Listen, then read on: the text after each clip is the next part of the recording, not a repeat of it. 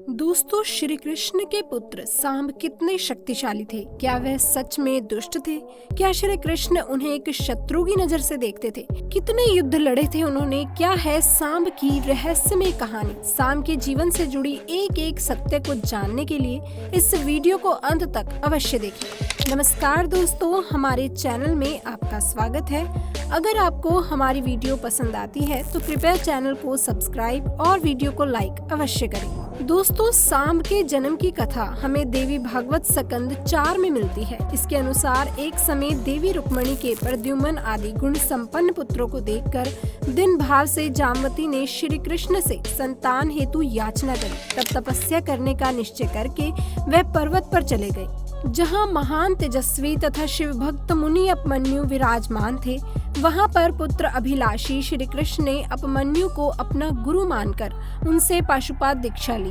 श्री कृष्ण ने वहाँ घोर तपस्या और भगवान शिव के ध्यान में लीन होकर शिव मंत्र का जाप किया। तत्पश्चात छठे महीने में भगवान रुद्र उनके भक्तिभाव से प्रसन्न हो गए और श्री कृष्ण को देवी पार्वती सहित प्रत्यक्ष दर्शन दिए और श्री कृष्ण से वर मांगने को कहा। तब श्री कृष्ण ने भगवान शिव के ही समान एक पुत्र प्राप्ति का वर मांगा।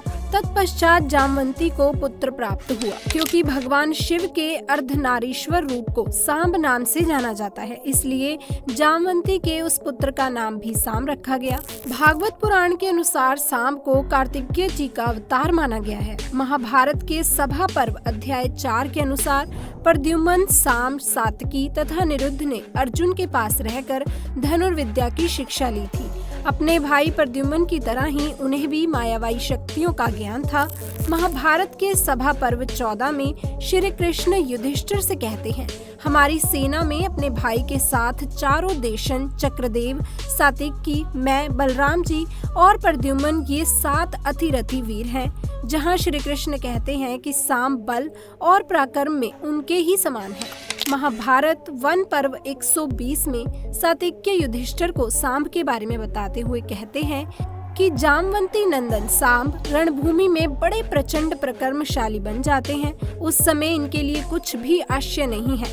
इन्होंने बाल्यावस्था में ही सहसा शरम्बासुर की सेना को नष्ट भ्रष्ट कर दिया था। इन्होंने युद्ध में अश्वारोही की कितनी ही सेनाओं को संहार किया था और अशोक चक्र को मार डाला था। जब शालव ने अपनी विशाल सेना से द्वारका पर आक्रमण कर दिया था तो उस समय सांब ने शालव के मंत्री तथा सेनापति की वृद्धि के साथ युद्ध किया था। सांब ने भी केशम वृद्धि से ही माया जाल को माया से ही छिन्न भिन्न कर दिया था। उसको अति घायल कर युद्ध भूमि से भगा दिया था। शालव की क्रूर सेनापति की केशम वृद्धि के भाग जाने पर वेजवान नामक बलवान दैत्य ने शाम पर आक्रमण कर दिया था। उसे तो शाम ने अपनी गदा के प्रहार से ही मार डाला था।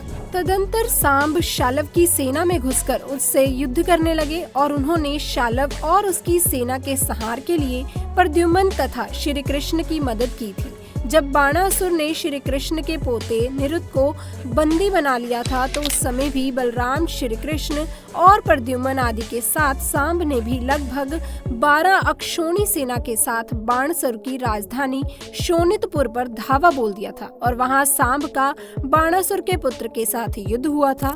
दोस्तों, भगवत पुराण दशम स्कंद के अध्याय 68 के अनुसार जामवती नंदन सांब अकेले ही बहुत बड़े बड़े वीरों पर विजय प्राप्त करने वाले थे। वह स्वयंवर में स्थित दुर्योधन की कन्या लक्ष्मणा को हर लाए थे। इससे कौरवों को बड़ा ही क्रोध आया।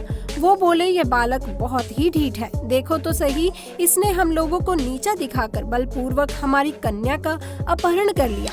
वह तो इसे चाहती भी न थी, अतः इसे पकड़कर बांध लो। ऐसा विचार कर कर्ण, शल, भूरेश्वर, दुर्योधन आदि वीरों ने सांब को पकड़ लेने की तैयारी की।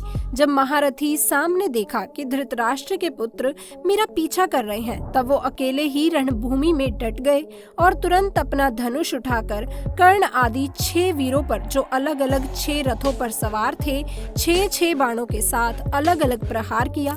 सांब के इस अद्भुत हष्ट लालव को देखकर विपक्षी वीर भी उनकी प्रशंसा करने लगे। इसके बाद उन 6 में वीरों ने एक साथ मिलकर सांब को रथहीन कर दिया। 4 वीरों ने एक एक बाण से उनके 4 घोड़ों को मारा। एक ने सारथी को, एक ने सांब का धनुष काट डाला। इस प्रकार कौरवों ने युद्ध में बड़ी कठिनाई और कष्ट से सांब को रथहीन करके बांध लिया। उन्हें लेकर हस्तिनापुर लौट आए। जब इसकी सूचना बलराम जी को मिली तो उस समय उन्होंने कुरुवंशियों और यदुवंशियों की लड़ाई झगड़े को ठीक ना समझा और क्रोधित यदुवंशियों को शांत कर स्वयं रथ पर सवार होकर हस्तिनापुर चले गए। वहां बलराम जी के क्रोध को कुरुवंशी योद्धा सहन न कर पाए। एक समय तो उन्होंने हस्तिनापुर को अपने हल से खींचकर गंगा में डालना आरंभ कर दिया। बलराम जी का यह कार्य देखकर कुरुवंशी योद्धा डर गए और दुर्योधन ने अपनी कन्या का विवाह सांब से कर दिया। दोस्तों, इसी के साथ भविष्य पुराण के ब्रह्मा पर्व अध्याय 73 के अनुसार एक समय महर्षि दुर्वासा तीनों लोकों में विचरते हुए द्वारकापुरी में आए हुए ऋषि को देखकर सांब ने अपने रूप सौंदर्य के अभिमानवश ऋषि के कुष्ठिक शरीर के अंगों का अनुकरण करने लगा। उनके मुख के भांति मुख बनाकर उनके देखने के भांति देखने व चलने के भांति चलने लगा। यह देखकर महर्षि दुर्वासा क्रोधित हो गए और उन्होंने सांब से कहा, अपने रूप सौंदर्य के अभिमान वश तुमने मुझे विरूप देकर मेरी नकल की, इसलिए तुम्हें अतिशीघ्र कुष्ठ रोग हो जाएगा। नारद मुनि सभी लोकों में विचरते रहते थे। वह भी श्री कृष्ण का दर्शन करने हेतु नित्य ही द्वारकापुरी में आते रहते थे। सांब महात्म नारद का सदैव अपमान ही करते थे और अपने यौवन के मद से सर्वदा क्रीड़ा में निगमन रहते थे। ऐसे अभिनय पूर्ण व्यवहार को देखकर नारद जी ने मन में सोचा कि मैं इस अवनीत को विनीत बनाऊं, तभी इसका कल्याण होगा। ऐसा विचार करके उन्होंने जानकर वासुदेव जी से कहा, आपकी यह 16 सिंहास्त्र स्त्रियां सांब से प्रेम करती हैं, क्योंकि इस चराचर लोक में उसके समान कोई भी सुंदर नहीं है। नारद की ऐसी बात सुनकर श्री कृष्ण ने मन में सोचा कि नारद की कही बात असत्य नहीं हो सकती, परंतु श्री कृष्ण ने नारद जी से कहा कि आपने जो कुछ कहा है उस पर मुझे विश्वास नहीं हो रहा। नारद जी ने कहा, मैं उसके लिए ऐसा प्रयत्न करूंगा जिससे आपका उस बात पर विश्वास होगा। तो एक समय जब श्री कृष्ण अपनी स्त्रियों के साथ क्रीड़ा कर रहे थे, तब नारद सांब के पास जाकर बोले कि शीघ्र चलो, महाराज कृष्ण बुला रहे हैं। नारद जी की बात बिना समझे ही सांब वहां चला गया और अपने पिता को प्रणाम किया। उस समय अल्प सत्व गुण वाली सभी स्त्रियों के मन में, जिन्होंने उन्हें कभी भी नहीं देखा था, सौंदर्य पूर्ण सांब को देखकर विकार उत्पन्न हो गया। ऐसा देखते ही श्री कृष्ण ने क्रुद्ध होकर उन्हें शाप दे दिया कि मुझे त्याग कर तुम्हारा मन औरों में आसक्त हुआ है, इसलिए पतिलोक की प्राप्ति अंत में हो सकेगी और पतिलोक तथा स्वर्ग से भ्रष्ट होकर उस समय तुम्हें अनाथ होने के नाते चोरों के अधीन रहना पड़ेगा। इसी कारण श्री कृष्ण के स्वर्ग प्रस्थान करने के पश्चात उन स्त्रियों को श्रापवश अर्जुन के देखते ही देखते 5 नद के चोरों ने अपहरण कर लिया था। रुक्मणी, सत्यंभा और जामवती आदि स्त्रियां जो अपने अधिक सत्वगुण से सुरक्षित थी, चोरों के अधीन नहीं हुई थी, उन्हें श्राप देकर श्री कृष्ण ने सांब को भी ये श्राप दिया था कि तुम्हारे सौंदर्यपूर्ण रूप को देखकर ही इन स्त्रियों के मन में काम वासना उत्पन्न हुई है, अतः ये सौंदर्य देखकर तुम्हें कुष्ठ रोग हो जाए। तब सांब बोला, हे तात, उनके प्रति मेरे बुरे भाव नहीं है और उनमें उत्पन्न हुए विकारों का भी मैं कारण नहीं हूँ, अतः बिना कारण मुझे श्राप मिला। किंतु आपने अच्छा किया, क्योंकि क्रुद्ध होकर दुर्वासा जी का यह कथन व्यर्थ नहीं हो सकता था।